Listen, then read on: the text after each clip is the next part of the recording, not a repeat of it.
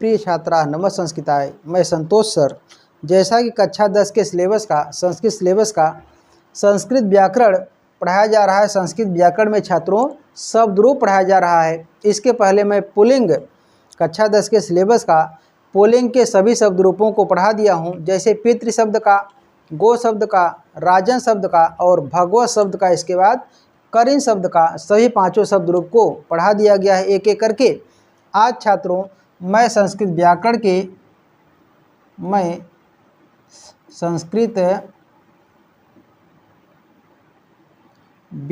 के देखिए शब्द रूप में आप सभी को स्त्रीलिंग का रूप पढ़ाऊंगा। स्त्रीलिंग का यह शब्द रूप होगा। तो सबसे पहले छात्रों नदी शब्द का रूप दिया है। नदी माने होता है नदी, यह बड़ी इकारांत है।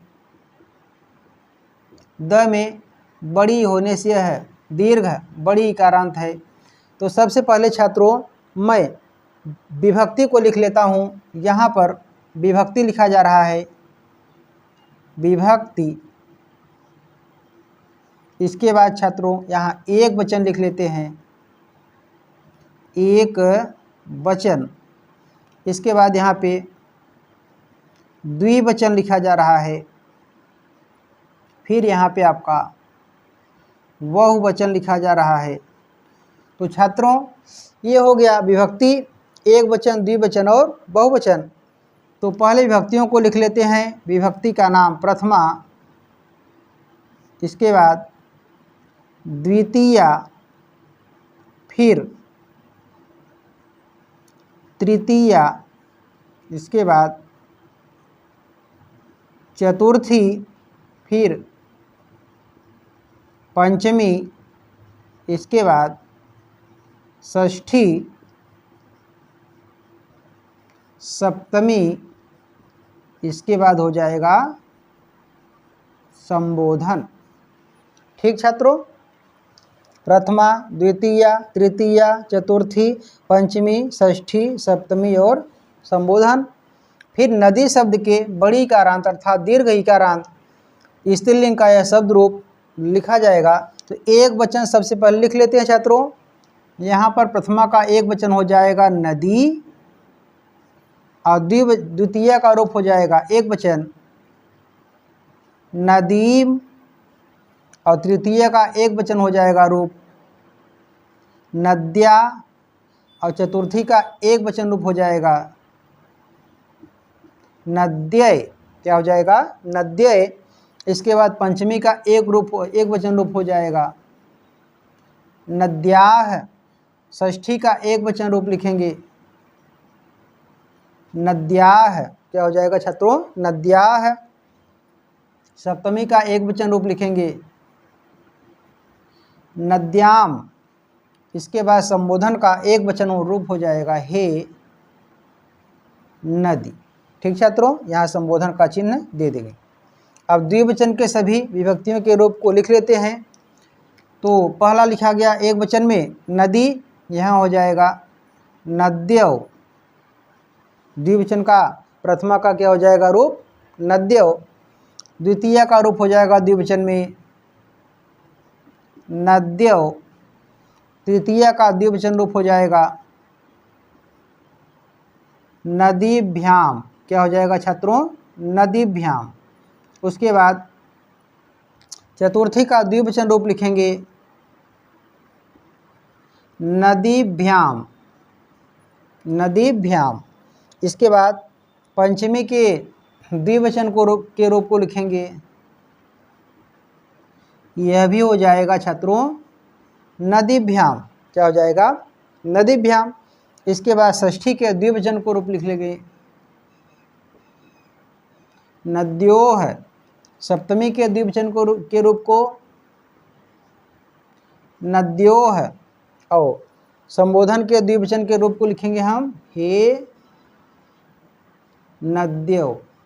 संबोधन का चिन्ह यहाँ देना नहीं भूलेंगे छात्रों, हे नद्यो।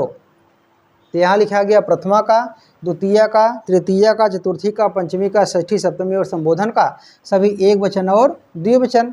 इसके बाद एक और बचा है आपका बहुवचन। तो प्रथमा का जो बहुवचन रूप होगा वह हो जाएगा छात्रों नद्यः। क्या हो जाएगा? नद्यः। इसके बाद द्वितीय का बहुवचन रूप लिखेंगे नदीः। नदी लिख के वह विसर्ग हो जाएगा नदी है। ठीक छात्रों।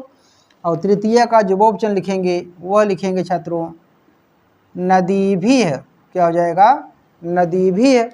और जो चतुर्थी का बहुवचन रूप लिखेंगे वह हो जाएगा नदीभ्यः। क्या हो जाएगा छात्रों? नदीभ्यः। इसके बाद पंचमी का बहुवचन रूप लिखेंगे छात्रों नदीभ्यः। और षष्ठी का बहुवचन रूप लिखेंगे नदी नाम। क्या हो जाएगा छात्रों? नदी नाम। इसके बाद सप्तमी का बहुवचन हो जाएगा नदीषु। क्या हो जाएगा छात्रों? नदीषु। इसके बाद संबोधन का बहुवचन हो जाएगा रूप हे नद्यः। क्या हो जाएगा छात्रों? हे नद्यः। ठीक है छात्रों। तो यहाँ रूप लिखा गया। विभक्ति को देख लेते हैं, प्रथमा, द्वितीय, तृतीय, चतुर्थी, पंचमी, षष्ठी, सप्तमी और संबोधन के रूप विभक्ति को। इसके बाद एक वचन पढ़ लेते हैं नदी, नदीम, नद्या, नद्ये, नद्याः, नद्याः, नद्याम, हे नदी। द्विवचन के रूप को नद्यौ, नद्यौ, नदीभ्याम, नदीभ्याम, नदीभ्याम, नद्योः, नद्योः, हे नद्यौ। बहुवचन के रूप को नद्यः, नदीः, नदीभिः, नदीभ्यः, नदीभ्यः, नदीनाम, नदीषु, हे नद्यः। अब चाहे तो कुछ छात्र पहले प्रथमा के सही वचनों को पढ़ लेते हैं, उसके बाद अन्य व्यक्तियों को पढ़ते हैं। नदी नद्यो नद्यः, नदीम नद्यो नदीः, नद्या नदीभ्याम नदीभिः, नद्ये नदीभ्याम नदीभ्यः, नद्याः नदीभ्याम नदीभ्यः, नद्याः नद्योः नदीनाम, नद्याम नद्योः नदीषु, हे नदी, हे नद्यो, हे नद्यः। तो छात्रों इन सभी रूपों को लिख करके उसको बार बार रिवीजन करके उसको याद कर लीजिएगा। पहले इस प्रकार से पढ़ लीजिएगा नदी, नदीम, नद्या, नद्ये, नद्या, नद्या, नदी, नद्याम, हे नदी, नद्यो, नद्यो, नदीभ्याम, नदीभ्याम, नदीभ्याम, नद्यो, नद्यो है, हे नद्यो। इसके बाद नद्य, नदी, नदी, नदीभी, नदीभ्य, नदीभ्य, नदीनाम और नदीसु, हे नद्य। ठीक है छात्रों। तो आज के लिए इतना ही। कल मिलेंगे अगले शब्द रूप के साथ। तब तक के लिए नमः संस्कृता।